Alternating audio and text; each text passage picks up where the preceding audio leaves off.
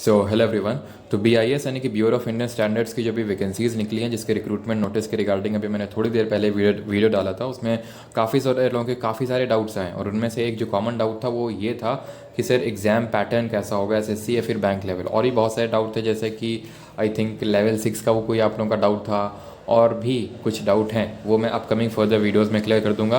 बाकी आप कमेंट में बता देना जो भी, क्योंकि इस डाउट पे सबसे ज़्यादा लाइक्स थे, इस वजह से मैंने इसको जो है प्रेफरेंस दी सबसे पहले। बाकी आप कमेंट में लिख देना जो भी आपके डाउट्स हों, मैं फर्दर अपकमिंग वीडियोस में सारे डाउट्स क्लियर कर दूंगा। बिकॉज डाउट क्लियर करना बहुत इंपॉर्टेंट है, बिकॉज कोई भी वैकेंसी किसी के लिए बहुत अच्छी हो सकती है, किसी के लिए उतनी अच्छी नहीं हो सकती है। तो सारी चीज़ें क्लियर कर लो, उसके बाद फॉर्म भरना, कि उसके बाद डिसाइड करना कि आपको फॉर्म भरना है फिर नहीं, और आपको तैयारी करनी है फिर नहीं। क्योंकि आप एक बार फॉर्म भर दो, उसके बाद आपको तैयारी में जुट जाना है। तो फिर आप फॉर्म ही मत भरो, और भरो तो फिर पूरे मन से तैयारी करो, आधे अधूरे मन से नहीं। ठीक है।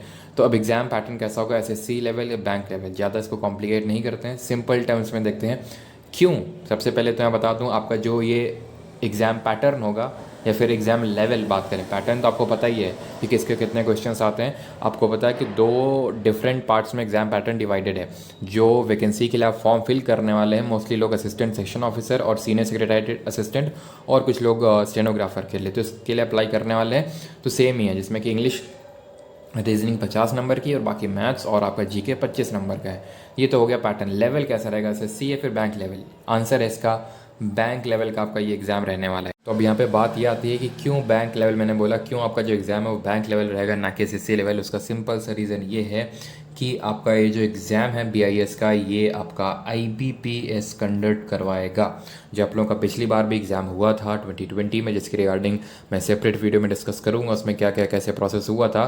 बट मैं आपको बता दूं कि जो पिछला वाला आपका एग्ज़ाम हुआ था that was conducted by IBPS, और इस बार भी आपका IBPS एग्ज़ाम कंडक्ट करवाएगा। इस वजह से आप बैंकिंग लेवल के पैटर्न के लिए तैयार रहिए। फॉर एग्जांपल जैसे अगर हम बात करें रीजनिंग की, तो रीजनिंग SSC और बैंक लेवल में काफ़ी अंतर है। आपको ही पता है बैंक लेवल की जो रीजनिंग है वो काफ़ी कॉम्प्लिकेटेड है, लेकिन हाँ कॉम्प्लिकेटेड है तो फिर सबके लिए है। लेकिन आपको इसके लिए प्रिपेयर कर रहे हैं फिर नहीं, ये अब आप इस बेसिस पे डिसाइड कीजिए कि आपने क्या बैंक लेवल का एटलीस्ट रीजनिंग कभी सारी चीज़ें देखी हैं फिर नहीं। बिकॉज अगर हम if we go by the notification, अगर हम नोटिफिकेशन देखें तो उसमें क्या लिखा हुआ है, आपका एग्ज़ाम कब होगा, अराउंड टेंटेटिव जून में है, तो इतना ज़्यादा टाइम आपके पास नहीं बाकी है। देखो GS का तो मैं जैसे बोला नॉर्मल, अगर आप जो मैं आपको GK बूस्टर डोज करवा रहा हूँ, जो मॉर्निंग में आपको सेशन देता हूँ, मॉर्निंग 8 AM पे जो क्लास होती है, अगर आप वो फॉलो करते रहते हो तो चाहे आपका SSC हो, बैंक हो, रेलवे, कोई भी हो, वो आपका क्लियर हो जाएगा, वो कोई चिंता की बात नहीं। लेकिन फिर भी आपको अगर इसके लिए अप्लाई कर रहे हो तो थोड़ा इसके बारे में पता होना चाहिए। क्यों पता होना चाहिए? जो लाइन लिखी है उस वहम में मत रहना, वो इसी वजह से लिखिए। इसलिए आप में से काफ़ी सारे स्टूडेंट ने ICR का तो एग्ज़ाम दिया होगा या फिर इसके बारे में सुना होगा जब इसका एग्ज़ाम हो रहा था। तो बहुत लोग वो मीम बन रहे थे कि फ्लावर समझा था क्या, मैं तो फायर निकला, ऐसा। ठीक है ना, तो काफ़ी सारे बन रहे थे। क्यों? क्योंकि ICR का एग्ज़ाम अगर आधे लोग, जितने लोगों ने अटेम्प्ट किया था उससे आधे आधे फॉर्म भरे जाते तो लेवल कम होता। लेकिन आपके जो नंबर ऑफ़ फॉर्म फिलअप हुए थे, वैकेंसी 641 थी, फॉर्म कितने फिलअप हुए थे? 10 लाख से भी ज़्यादा। 10 लाख से ये तो आप बोल सकते हो लोग बैठे थे, फॉर्म तो अराउंड 20 लाख तक भरे गए थे। ठीक है, तो इतना ज़्यादा कंपटीशन होगा तो पेपर तो टफ आना ही आना है। तो इसलिए यहाँ पे भी वैकेंसीज़, ये तो नहीं बोलेंगे कि 4-5 हज़ार वैकेंसीज़, इस वजह से पेपर का लेवल ईजी रहेगा। लेकिन ये है इसमें एक ख़ास बात कि हाँ, अगर आप पैटर्न को समझते हो थोड़ा ढंग से और सही स्ट्रैटेजाइज करके अपनी प्रिपरेशन को आगे बढ़ाते हो तो आप क्लियर कर सकते हो एग्ज़ाम को। मैं इसमें डरा नहीं रहा हूँ, बट ये मैं आपको रियलिटी बता रहा हूँ कि आप ऐसा केक वॉक समझेंगे तो केक वॉक तो नहीं रहेगा। बिकॉज जैसे मैंने बताया बैंक लेवल की आपकी चीज़ें रहेंगी।